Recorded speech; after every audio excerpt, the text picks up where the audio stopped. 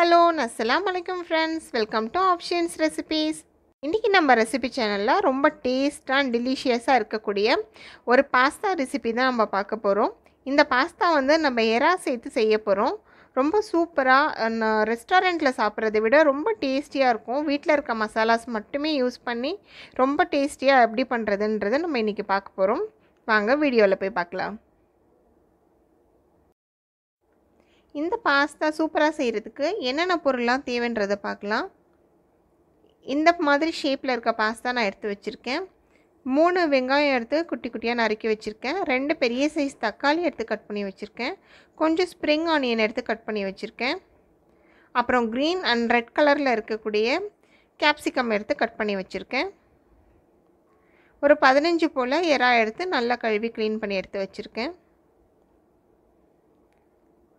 அடுத்தது நம்ம இதில் இஞ்சி பூண்டு பேஸ்ட்டு சேர்ப்போம். ஸோ இஞ்சி பூண்டு பேஸ்ட்டும் ரெடி பண்ணி வச்சுக்கோங்க. ஃபஸ்ட்டு ஒரு பாத்திரத்தில் தண்ணி இதை மாதிரி எடுத்துக்கோங்க. இந்த தண்ணி நல்லா பாயில் ஆகணும், பாஸ்தா வந்து வேக வைக்கிறதுக்காக. இது கூட தேவையான அளவு உப்பும் அப்புறம் ஆயிலும் சேர்த்துருக்கேன். இது நல்லா கொதிக்கணும். நல்லா கொதித்ததுக்கப்புறமா நம்ம வச்சுருக்க ஒரு பவுல் பாஸ்தாவை சேர்த்துக்கலாம். இது 3 பேர் வந்து தாராளமாக சாப்பிட முடியும்.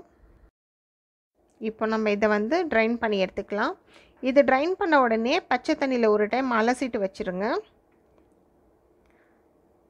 ட்ரைன் பண்ணி எடுத்து வச்சாச்சு. இப்போ நம்ம பாஸ்தா செய்ய ஆரம்பிச்சிடலாம். தேவையான அளவு ஆயில் சேர்த்துக்கலாம். ஆயில் கொஞ்சம் சூடான உடனே நம்ம கட் பண்ணி வச்சுருக்க 3 வெங்காயத்தை சேர்த்துக்கலாம். அது நல்லா கொஞ்சம் வதக்கி விட்டுக்கலாம். இப்போ தேவையான அளவு சால்ட்டையும் நம்ம சேர்த்துக்கலாம். ஆல்ரெடி பாஸ்தாக்குன்னு கொஞ்சம் சால்ட்டு சேர்த்துருக்கு. இப்போ நம்ம சேர்க்குற சால்ட்டு வந்து இந்த கிரேவிக்கு மட்டும் சேர்த்துக்கணும். வெங்காயமும் கொஞ்சம் வதங்கிடுச்சு. இப்போ நம்ம கட் பண்ணி வச்சுருக்க 2 தக்காளி சேர்த்துக்கலாம். தக்காளி வந்து 2 சேர்த்தா தான் நல்லா டேஸ்ட்டாக இருக்கும். லைட்டாக அந்த புளிப்பு டேஸ்ட்டும் இதில் இருக்கணும். இப்போது வெங்காயம் தக்காளி எல்லாமே குழஞ்சி போகிற அளவு நல்லா வதக்கிக்கலாம். 1 ஸ்பூன் இஞ்சி விழுது, 1 ஸ்பூன் பூண்டு விழுதுன்னு 2 ஸ்பூன் சேர்த்துருக்கேன். நீங்கள் இஞ்சி பூண்டு அரைக்காமல் அப்படியே குட்டி குட்டியாக கட் பண்ணி கூட சேர்த்துக்கலாம்.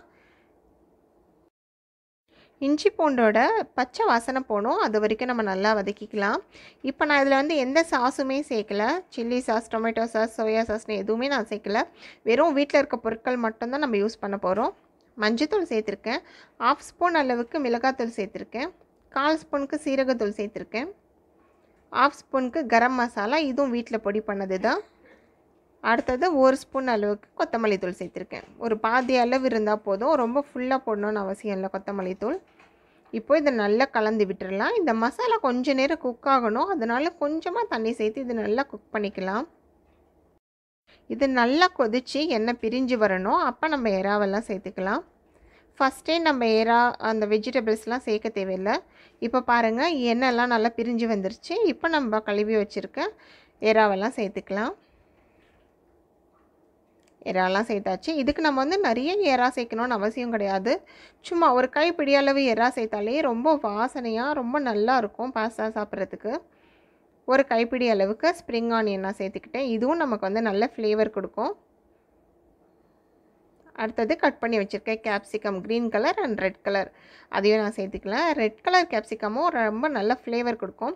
நம்ம நார்மலாக சிக்கன் செய்யும்போது கேப்சிகம் சேர்த்தோன்னா ரொம்ப நல்லாயிருக்கும் அதனுடைய ஃப்ளேவர். அதே மாதிரி எறா செய்யும்போதும் இந்த மாதிரி கேப்சிகம் நம்ம சேர்த்துக்கிட்டோன்னா அதனுடைய ஃப்ளேவரும் ரொம்ப நல்லாயிருக்கும்.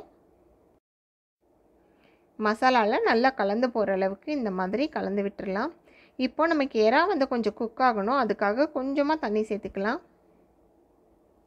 இப்போ இதை நம்ம மூடி போட்டு கொதிக்க விட்டுடலாம்.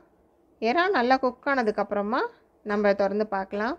இப்போ பாருங்கள், கொஞ்சம் நேரம் ஆகிடுச்சு. ரொம்ப டைம் விடணும்னு இல்லை, லைட்டாக அந்த தண்ணி சுண்டுற அளவு வெயிட் பண்ணால் போதும்.